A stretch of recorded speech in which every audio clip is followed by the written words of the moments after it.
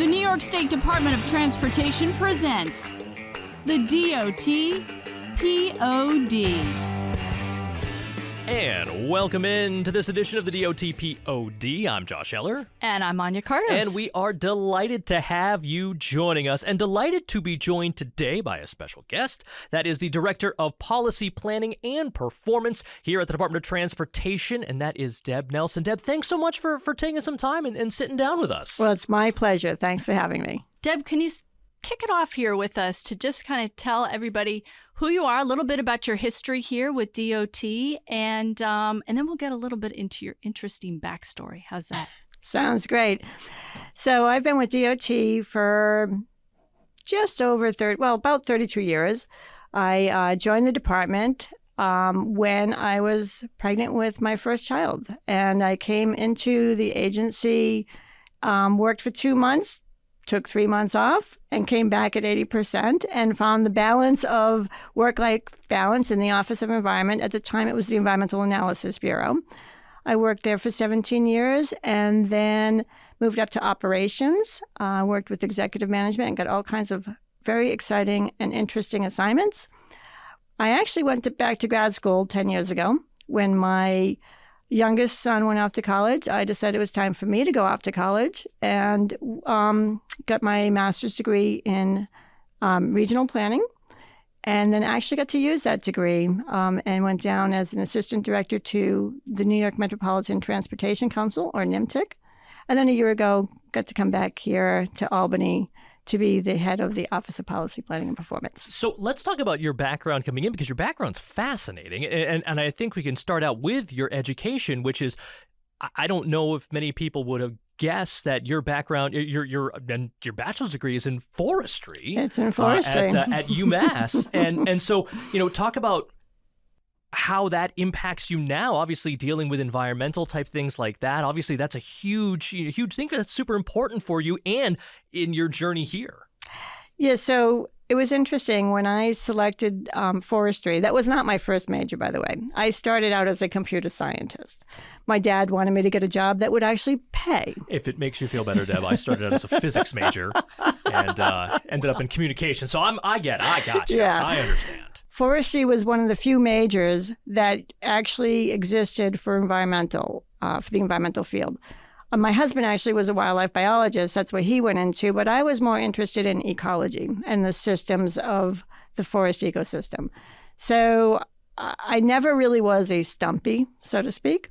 But I did get to use the experience to do a lot of field work. So I did field work up in Alaska, and then I did field work in the remote woods of Maine, doing siting studies for the Hydro-Quebec electric line, and really spent a lot of time in the field. That gave me a solid background, and then it gave me some street cred. When I came to DOT, I had done a lot of field experience. And so therefore I got to really use that for some of the policy and regulatory stuff that we did. So you started out working in Alaska, but we're not talking like, oh, we're in Anchorage or we're in June. You were out. I mean, you were in Alaska. Were you really in the tundra? I was living on the tundra. What were you doing up there? So I worked for the Park Service. I was doing research. I lived at mile 26 in the Besna Road, and I lived in a tent. And then the second year, I lived in a one-room cabin that my husband and I had cleaned up. Moving on up. Yep, no water, no electricity. Wow. We didn't, there were no cell phones. You had to drive to get radio signal. Drove to Dead Dog Hill to be able to get a radio signal. So this is, you had a radio in your car or your truck? And they gave us a handheld radio that didn't actually work, but it made us feel better. And we were doing research looking at the vegetation and the soils and the permafrost to see what impacts all-terrain vehicles were having on the tundra, because they were using that information to form some transportation policy of how they were going to control vehicles going into the newly formed national park. I got to dig into this a little more. Did you see bears? Were there bears? You saw bears. Yeah, bears. Yeah, and caribou. Yeah. I mean, I've been to Anchorage for hockey, and what I remember about it is it's a city. It's a city like any other until you look at the horizon, which is magnificent. Yeah. I can imagine that looking out of your tent is breathtaking. Well, there was one time that I was working when I first got there. It had been cloudy for about a week. and I was working on the tundra, and I felt a presence behind me, and I looked up and looked behind me, and there was a 14,000-foot glacier-covered mountain that I had not seen for a week. And it was wild. I was like, where did that come from? It was really very cool. It was an amazing landscape. It was such a wonderful opportunity. One last poke at this story, because I can't resist. What was one of the most like frightening or interesting or unique experiences that you had while you were there? So my husband came with me, he was my boyfriend at the time, the second year, and we did get flown up to a river north of the Arctic Circle on a float plane. They dropped the two of us off with our canoe, and the plane took off, and we looked at each other like, what are we doing? and we floated for a week down the river for 7 days, the two of us eating dried, the dehydrated packages. And just having a great experience. Wow. Very different from where you grew up, Lowell, Massachusetts. That's right. That's right near Lowell, Massachusetts. Yep. Wow, what a great experience. How did this inform you on your path forward and led you to eventually come to DOT? So it really allowed me to understand and embrace the value of ecology and the importance of environment and our role in trying to protect it. But finding the balance, in Alaska, people really have learned how to live with the land, not against it. And it's a fascinating balance. And to be able to take that and apply that in the environment, in the transportation field, is huge, because we can do some great things. We want to be able to provide transportation to the communities. It's essential. It's an essential part of communities, but we can do it in a way that's environmentally sensitive. I'm curious, when you started with the agency back in the early 90s, what was the climate sciences as we know them now, and the importance that's put on them obviously is paramount today. But back in the early 90s, what was that like? Was when you came in, was it like, hey, gung ho, let's do this, or was it kind of like, okay, yeah, you can, your earthy crunchy, get over there, we'll deal with it? There was a small group of us earthy crunchy who would put over in the corner. Is basically what happened. And it was interesting because we were hired as the environmental group was growing. And there were many of us who had fire in the belly who really wanted to do good things. And our leader, Gary McVoy, really had the vision of incorporating environmental stewardship into transportation. So we were ready, but he had a very interesting and wise position. He said, there's a time to be big and there's a time to be small. So keep working behind the scenes to be ready, and I'll tell you when it's time to be big. And then one day he did. He was asked by the commissioner at the time, what is this environmental initiative that you're doing? And he came back and says, it's time to be big. And we were ready to really incorporate some of that stewardship aspect throughout the department. And we were able to take that nationally as well and really get the environmental mission into what we do as a transportation agency. We tried to bring in the word sustainability later on, and that didn't fly for a while. It really wasn't, what does that mean? So it's fascinating to see how now climate and sustainability are part of the lexicon in transportation when it was really not on the radar back then. How does that, do you take a sense of accomplishment in that you helped kind of, usher that phase in, and that you were there from the beginning, and now you can see how important it is for the entire department and from the commissioner to the governor. I mean, it's like you said, it's now part of the lexicon. It's now part of our collective conscience. It's incredibly rewarding.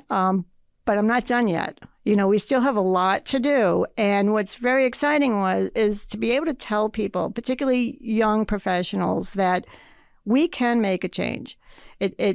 Change takes time, and you need to celebrate the little victories. That's what I'm always saying. Celebrate the little victories because they add up. And usually that's all you get. But then when you look back, which is what I'm able to do now, you're like, wow, we really were able to make some things happen.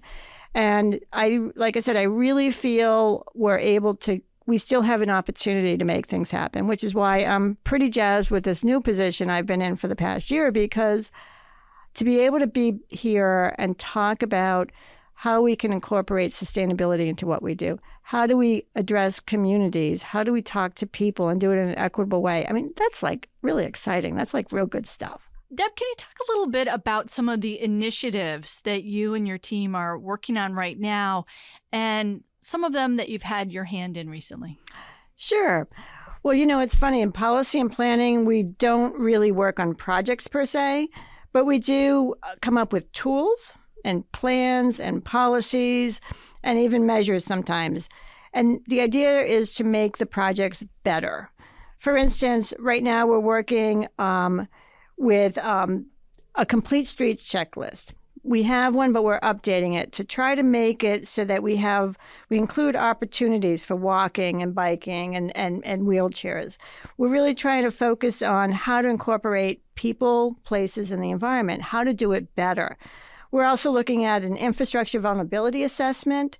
That's part of our resilience improvement plan. And the idea here being we're identifying places where it's vulnerable to washouts from extreme weather. And that will help the regions to prioritize their projects. Lastly, we're doing a state transportation master plan, and that's a community-focused vision. And we're working not just with DOT, we're working with other state agencies and non-transportation agencies. So it's really pretty exciting.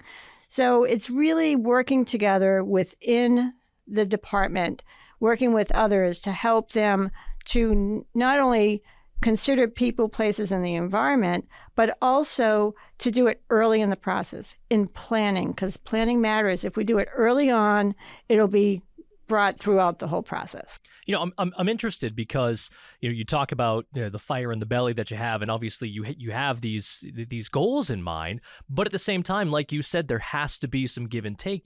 As a Department of Transportation, there are things we have to do. There are and kind of finding that line of, we still need to do these things, but we just need to do them in a different way, as opposed to just scrapping them all together. And that's where really working with across the board, multidisciplinary, really getting to know some folks throughout the department. And that's where it's kind of fun for me to be coming back home, so to speak, because working with folks in the structures office or in design or in the environmental group or in the regions, they're the ones who are going to be able to help figure out the solutions. But if we talk it out and figure out what may be the best thing for these communities, or where do we really see the future function of this road, and how can we do it in a way that fits in with what the region's objectives are for that area, they're the ones who are going to be able to come up with the solutions. But I like to think that we can help facilitate the discussion to really think outside of the box, to kind of come up with a collective solution that's creative. Everybody has challenges in their life and in their career. Let's go back to the beginning for you. You began at DOT as a young mother, and you didn't have a background in engineering. You were in forestry, and you also entered a field that is still to this day is historically mostly dominated by men. What were some of the challenges, and how did you face them? Well, as a female, non-engineer in the transportation field, one of the biggest challenges that I faced was, being sure I have an equal seat at the table. Having, as an ecologist and as a planner, my role is really to ask the tough questions and, making sure, are we serving all people or just the loudest voices in the room? Are we really thinking about those who don't have cars or don't choose to drive, or are we focusing on just the automobile? Are we thinking about the environment? Are we really looking at transportation as an asset rather than an impact? It's not always easy to have that voice, and really having an equal voice is critical. And as I said, it hasn't been easy throughout the process. Honestly, I think usually when I'm pushed a little bit aside, it's not so much because I'm a female, it's really because of the topic I'm trying to push. It's pushing people out of their comfort zone, looking at engineering differently and looking at where we're doing it and why we're doing it. But I will say throughout my career, I've had great mentors and great allies, and I really still have some amazing allies, which is why we've been able to get things done. We just still have more to do. And have you noticed the change overall in the department as far as, new people coming in and kind of their experiences and what they are seeing as opposed to what you did when you started? Yeah, I do feel that people are much more open to hearing the different viewpoints, and that it's expected to be more multidisciplinary, that you need to touch base with different groups. I think that is much more accepted. When I first started, it was extremely siloed, and if the engineer said this, that's the way it was. Right. You talked about finding your voice. You have been such an incredible mentor. I've seen it in action here, and you seem to draw out what maybe somebody is feeling, but they haven't been able to really formulate it in their, and be able to express it. What about mentoring is so important to you that you do it on a daily basis? And what does it give you? I find that mentoring is basically it's like a multiplier. The more positive energy you give out, the more positive energy you feel. And my mentoring is just, it's informal, but frankly, I just love people. I love people. I find people interesting. And if you're interested in someone, they feel their self-worth. And then it changes the relationship and it changes how they are. And there's nothing more rewarding to really see a young person or anybody, really, you give them a challenge. And a lot of times they look at me like, you got to be crazy. You're asking me to do this at this point in my career. And then they step up and then they feel so good about themselves. And it just is a multiplier. So it's really exciting. And it feels so good. It's fun. I can totally get what you're saying, because in my former role as a reporter, I really enjoyed that. That was one of my perks of my job, like with greener reporters and talking things through for them and giving them a chance. Mm-hmm. That's the thing. Sometimes I think people are afraid of the new, and really embracing it and being comfortable with it. You never know how things are going to turn out. Right. And I was very fortunate. I had people all my life who have believed in me and didn't think that they always felt I could do whatever I needed to do. So when I was in high school, where some of my environmental stuff really got fostered, I participated in a school-sponsored outward bound type of program. So I learned to rock climb and rappel, which was super fun. Did a canoe trip, and even had a solo in the woods, sleeping in a hemlock boughed shelter that I made. And that's when you really start to see that if others held me back, I wouldn't be the person I am. So I really like to pay that forward and believe in others, because sometimes they don't know what they have.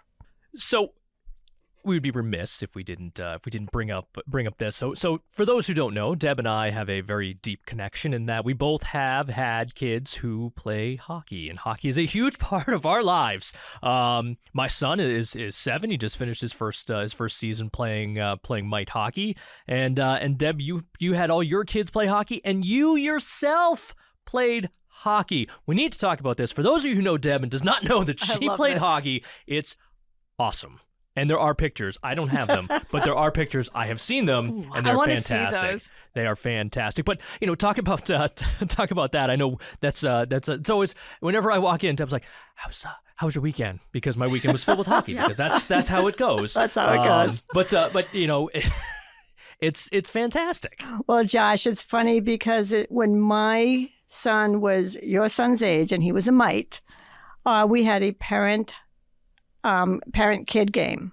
And I get out on the ice, and at the time I had toe pick skates, because that's what you did growing up. You girls had the toe pick skates. Figure skater skates, absolutely. Absolutely. And so, but the coach had said, "Boy, you seem to know how to hold that stick." And it's like, oh, darn right. Because I grew up on a lake with brothers. And what we would do is we would shovel off the ice and you'd have pond hockey. And all kids would come. No, you didn't necessarily even know who they were, but everybody showed up with their stick and you'd play. Or you'd be at the bus stop with the street hockey sticks. So I knew how to hold a stick. The one thing I didn't know how to do was skate with hockey skates. So the first time I got on the ice with a group of women the Arctic Foxes, who played ice hockey, there's a bunch of moms who played ice hockey. I stepped out on the ice and I fell flat on my face. Fair. Ta-da! And you might be able to pick up on the fact that I am a bit of a competitive person. So I would skate like crazy, but I didn't know how to stop. And thankfully, they all were patient with me that first night, but I knew I needed to figure out how to stop. And then it went from there. Being on the ice with a bunch of women from all walks of life was so great because I got to put aside being the mom or the wife or the professional, the supervisor.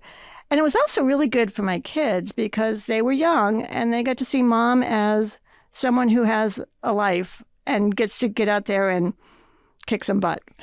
And we have to mention that one of your teammates is a current DOT employee as well, works here in main office, Melissa Fraley, who is a graphic designer in our communications department, who we work with consistently, and who's right outside your office. How surreal is that? Oh, my God. And we had so much fun. And she and I were on the line a lot of times, too. So, and I got to say, I could skate eventually, and I could carry the puck.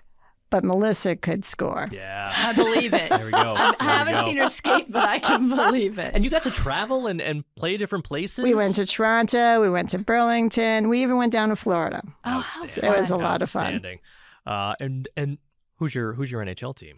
Well, I grew up with the Bruins, but my family loves the Blackhawks. I'll allow it. Original 16. We'll allow it. We'll Okay. allow it. Deb, one thing before you go, okay? We always ask our guests 2 questions. What's your favorite DOT road trip?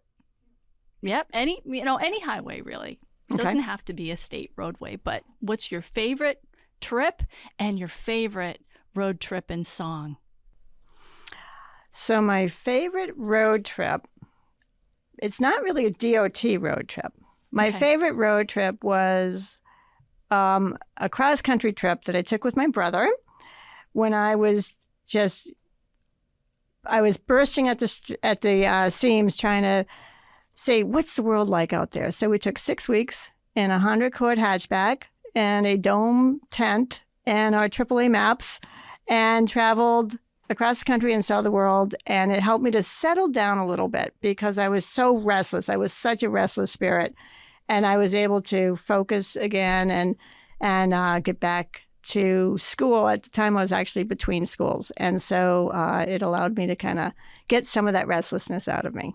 And your favorite road trip and song? So the song I like to belt out when I'm by myself on the road is Mary Chapin Carpenter, Why Walk When You Can Fly. Ooh, Wow. that's a good one. Yeah. And she's a great You don't want songwriter. to sing it? I am for us not now? going to Okay. sing it. You do not want me to sing it. Well, Debbie, as we said, can't thank you enough for taking some time and sitting with us and talking about your journey, which is fascinating. From where you started and where you are now. Thanks so much, Deb. I don't need a shot of espresso anymore today because I am so invigorated after this conversation. Thank you so much for all you bring to DOT, your mentoring, and allowing others around you to bring them in and providing them a voice. You're a really special person, and I'm so glad we had this chance to talk with you. My pleasure. Well, that's going to do it for us here. Thank you so much, everyone, for tuning in this episode. And, of course, you can find us wherever you find your podcast. Drop us a like, drop us a comment. We love to hear. We appreciate our growing audience so very much. Of course, you can reach out to us directly at podcast@dot.ny.gov. Anya, another one in the books. Fun one today. Ooh, this was a good one. Well, wherever you find your podcast, you can find us. Drop us a like, give us a comment. We love to hear from you. Thanks to all our new listeners as well. We appreciate you tuning on in. So for Anya, I'm Josh. We'll be back next time right here on the DOT BOD.